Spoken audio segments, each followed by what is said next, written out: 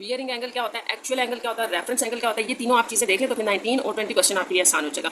अच्छा, एक आपके पास जो है ना, फर्स्ट करें वेक्टर है, यहाँ पर एक वेक्टर है, ये एक वेक्टर है। अब आपने याद रखना है कि बियरिंग एंगल क्या होता है। इस वेक्टर का अगर मुझे बियरिंग एंगल देखना है तो सबसे पहले तो आपको ये पता होना चाहिए कि ये ईस्ट है, वेस्ट है, ये नॉर्थ और ये साउथ है। तो जो आपके पास स्टूडेंट्स बियरिंग एंगल होता है वो हमेशा नॉर्थ से स्टार्ट होता है, ठीक है, नॉर्थ से। तो यहाँ वाई पर नॉर्थ है, ठीक है, तो यहाँ से नॉर्थ से स्टार्ट होता है, ये भी याद रखना है, बियरिंग एंगल नॉर्थ से स्टार्ट होता है और होता क्लॉकवाइज है, ऐसे क्लॉकवाइज आपने चलना है, एंटी क्लॉकवाइज नहीं चलना। तो अगर इस वेक्टर का हम नॉर्थ से एंगल देखें तो वो बियरिंग एंगल होगा। अब स्टार्टिंग तो यहाँ से होगी, ठीक है, क्योंकि हम कह रहे हैं नॉर्थ से स्टार्ट होगा, लेकिन एक और बात याद रखनी है कि बियरिंग एंगल जो होता है ये आपके पास जो है ये हमेशा क्लॉकवाइज होता है। तो इसको यहाँ से स्टार्ट करके यहाँ तक आप लाएंगे तो ये इसका, इस वेक्टर का ये जो है वो बियरिंग एंगल कहलाता है, ठीक है। तो ये हमारे पास बियरिंग एंगल हो गया।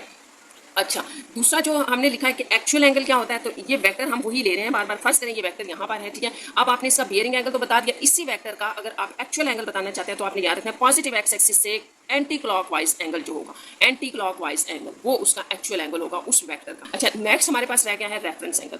तो अगर हम यहाँ पर इस वेक्टर को इमेजिन कर रहे हैं, ठीक है, अब इस वेक्टर का जो रेफरेंस एंगल होगा वो क्या होगा, वो आपने याद रखना है कि हमेशा जो आपके पास नियरेस्ट एक्सिस के साथ एंगल ये वेक्टर बना रहा होता है उसको हम रेफरेंस एंगल कहते हैं। अगर हम यहाँ से ये एंगल ले लेना तो ये इसका रेफरेंस एंगल बन जाएगा, ठीक है, और ये एंगल यहाँ से भी हो सकता है। मतलब रेफरेंस एंगल जो है ना वो आपका इस तरह से होता है कि वो नियरेस्ट एक्सिस के होगा, जिस एक्सिस के करीब होगा उसके साथ वेक्टर जो एंगल बना रहा होता है ये वेक्टर, उसको हम रेफरेंस एंगल कहते हैं।